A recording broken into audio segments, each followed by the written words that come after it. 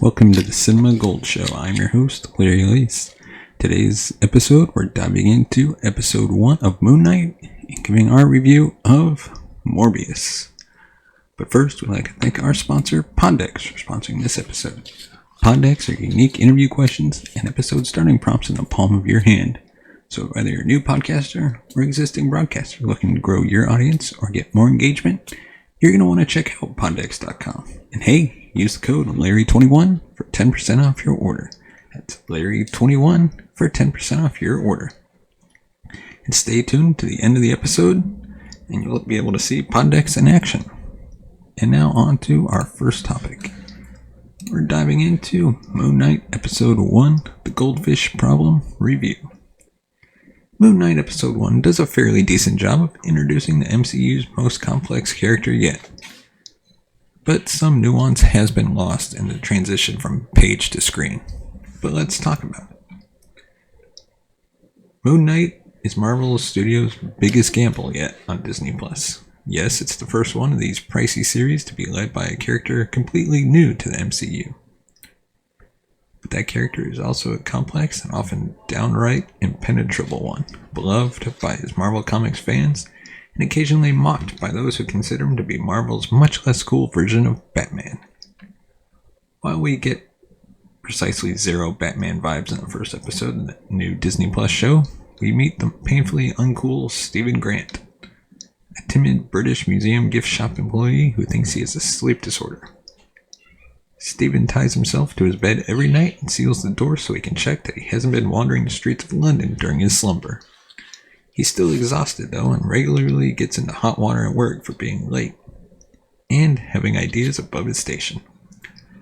Stephen is passionate about ancient Egypt and seems to be, by all accounts, a lovely man on the verge of starting a romance with a beautiful coworker who he doesn't remember asking out. At one point, Stephen voices his current concerns aloud, saying, "If I'm going to have a girlfriend at some point, obviously I can't have ankle restraints on my bed, can I?" That's definition of a red flag, which got my first big laugh. If there had been a documentary crew filming me, I would have looked straight to the camera. Of course, it's not long before Stephen finds himself out of bed and into trouble. Having traveled some way while attempting 40 winks, he's suddenly in imminent danger. He appears to have been on a mission to steal a golden scarab from the possession of one Arthur Harrow, played by the great Ethan Hawke, a deadly cult leader who is dishing out mortal punishments on behalf of the Egyptian goddess Ammit. She can apparently tell if your misdeeds outweigh your good ones, and if those misdeeds happen to be part of some muddy future that hasn't transpired yet, yeah, she'll nip those right in the bud. Harrow is established as our bad guy when he passes judgment on a couple of his followers using a mysterious cane and a tattoo of some scales, and it comes across as quite silly despite Hawke's enigmatic scenery chewing and even before the disturbing sequences descends into slapstick.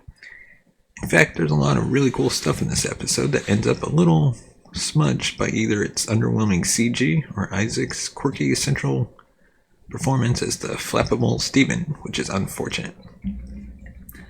This is also the point in the episode where things inevitably get confusing, as a panicking Stephen flips back and forth between his own identity, and that of Mark Spector, a mercenary who seems to be working with the Egyptian moon god Khonshu. Moon Knight fans who were curious about how the MCU would handle Spectre's brutal fighting style will probably be a bit miffed to discover that the first episode mostly uses cuts between these two identities to skip past Mark's bloodier moments rather than put them on full display, keeping such battles as Disney-friendly as possible. The back half of the episode concerns itself with helping Stephen start to understand that his meager life has been a sham by way of his reflected interactions with Mark, during which time he is stalked by Khonshu. Not for nothing, I love the way that Khonshu has been designed for the series. He really does look perfect. Casting F. Murray Abraham as the voice of the moon god is a freaking masterstroke. Stephen also learns that a woman called Layla has been looking for Mark for a very long time. before the villainous hero gives Stephen a quiet exposition-y talk on Amit and how if she was around, she would have totally just killed baby Hitler, Pol Pot, whatever, just like the Thanos strangling Rhodey. Oh boy. Eventually, we get to see some brief, fully suited up Moon Knight action when Stephen allows the Mark identity to take over his body to school one of Hero's conjured jackals. And some museum facilities end up look pretty much like an average public toilet in the UK. Probably better if we include UK music festivals. The goldfish problem is a pretty solid introduction to the world of Moon Knight, but it does feel like the internet's daddy has been granted Johnny Depp in Pirates of the Caribbean level of performance freedom when it comes to the portrayal of Stephen specifically, and your mileage may vary on how well it all works for you. Although Isaac's British accent is likely a roller coaster for anyone who lives in the UK. Sometimes he sounds bang on the money, and others not. Hints are dropped that we will get more of American Mark in the next episode. There are perceivable limits to telling a Moon Knight story, no matter the medium, and there are usually three main options available when approaching one. You can put him in the midst of the Marvel Universe at street level, you can delve into the Egyptian mythology of it all, and you can attempt a study of his mental health journey. It is a brave writer who attempts all three, because that's a lot of angles to incorporate. Here the writing team has picked options 2 and 3, but it's still so much to wrangle, and perhaps juggling it all, given the constraints of a 6-episode series, was challenging. Regardless, it's hard not to imagine what a more slow-burning version of the series might have offered us over at Netflix. I will say, it is refreshing to watch an ambitious Marvel show that isn't filled with Easter eggs or in-universe callbacks. Moon Knight doesn't have to concern itself with dropping breadcrumbs and can just get on with telling its own story from the ground up. The MCU version of Stephen Grant is admittedly quite irritating, but at least he's a very different protagonist for us to root for. I'm interested to find out how much of Stephen's gentle, good heart might be at odds with Mark's mercenary brutality later on. And now our review of Morbius. What can I say? For the most part, it's an origin story that lacks fangs and bite. Morbius has finally arrived in theaters. Sony's Spider-Man universe has its first expansion out of Venom territory with Morbius, the Jared Leto-led superhero flick about a so-called living vampire. Director Daniel Espinosa approaches this Batman's beginnings with horror flourishes once seen in his sci-fi thriller life, but they're never pronounced enough that they'll satisfy a horror audience. Morbius presents its origin story with the most formulaic structure, as an overly serious Leto is doing the opposite of Tom Hardy's campy Venom shtick that so many adore. It's a choice that promotes Morbius' moral conundrum as a self-conscious vampire over anything considered superhero cinema fun, taking everything deathly serious to an ultimate detriment. We're introduced to Dr. Michael Morbius as a Nobel Prize winner with a crippling blood disease he's vowed to cure. His acclaim and his company Horizon's breakthrough is an artificial blood that has saved countless lives. The sea foam colored liquid represent one of the film's outlying blasts of color amidst putrid darkness. Morbius works alongside scientist and eventual romantic interest Martine Bancroft in the name of his ailing best friend Milo. Since their early private healthcare treatments, it's the epitome of serious consequences brought upon by fraternal love as Morbius splices vampire bat DNA with a human subject, himself, leading to his ghoulish transformation into a not yet proven controllable killing machine. One of the early problems in Morbius is how the origin beats cycle through the monotonous motions. There's a lacking energy behind Dr. Morbius' condition, because we know he'll eventually go all Man-Bat. Nor is there any attempt to creatively dump exposition that could have been read as an introductory text scroll. Countless superheroes and supervillains boast the same creation tale. Writers Matt Sazama and Burke Sharpless struggle to set apart Morbius' emergence despite introducing such a horror-forward character. In regards to larger cinematic universes and hopeful sequels, Morbius rolls through introductory motions only to close out just as our interest climaxes. It's always a first step movie that exists because it has to exist for later reasons. which becomes apparent as the script fast forwards through most explanations or descriptive advancement.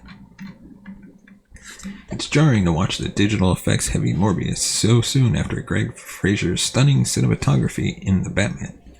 Since the former becomes another blurry post-production eyesore, nothing is practical as Leto's chiseled cheekbones turn into the angular skeletal scowl of Dr. Morbius, who's trailed by a spectral mist of sound waves whether he's lunging, dashing, or flying. Morbius is a gloomy black-on-black tapestry in so many sequences that monochromatically lose visual interest. Morbius flies past New York City skyscrapers like Spider-Man discovering his web slinging for the first time. But there's nothing eerily spectacular, no grand gothic gestures and cinematography. Morbius feels churned out of a superhero movie factory made from stock parts. Except for Matt Smith's portrayal of Milo, he appears to have just waltzed off the set of Venom Let There Be Carnage, allowing his dapper underworld adventurer a colorfulness the film desperately needs. Smith's flamboyance and spirit is the antithesis to Leto's drearily dour genius, which is a purposeful but inefficient comparison. As the two continually cross paths, it's Smith who consistently steals scenes, despite Dr. Morbius' name as the movie's title. Smith does so bloody good playing bad to the point where everything almost becomes a one notch above bearable. Almost. So Morbius advances, calling on direct Batman imagery as the winged creatures swirl overhead and taking jabs at Marvel's mightiest Avengers. A stern tone becomes the film's downfall, because there's nothing exceptional about poorly underwritten supporting characters.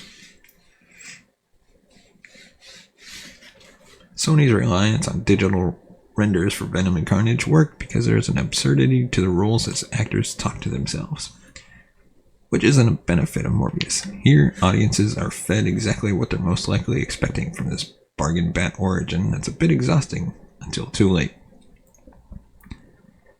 Morbius is unspectacular in ways that waste the potential of what could be an intriguing hybrid of sinister horror and superhero thrills. One single scene recalls David F. Sandberg's Lights Out for a suitable fright, but otherwise, horror accents are limited to cheesy jokes about Dracula. That's the approach the whole film takes. In fact, everything feels superfluous and uninterested in thoughtful storytelling because the mission at hand is to get to the end credits, where the meat exists. Morbius is so focused on building Sony Spider-Man's universe and hopeful sequels, which could very well be better now that the foundation exists, that it forgets about it, enthusiastically engaging its audiences from the start. Let us know in the comments section below, what did you think of Morbius? Have you seen it yet? And if you've seen it, let us know your thoughts. And now, to our final segment, the pod deck segment. So today, we are using the How Dare You deck, available at poddex.com. And today's question is, would you stop talking to all of your friends for $1 million? Easily, I would say yes. Because it's current friends. It doesn't mean you can't talk to new friends you make later on down the road when you have that money. So definitely, yeah. But I want to know what you think. Would you stop talking to your friends for $1 million? And as always, if you want to support the show, you can buy us a coffee at buymeacoffee.com/cinemagold. Your support helps the channel grow. We can bring in new hosts, be able to pay them, bring in new writers, upgrade our equipment. And as always, thank you so much for listening and watching. We will see you next time.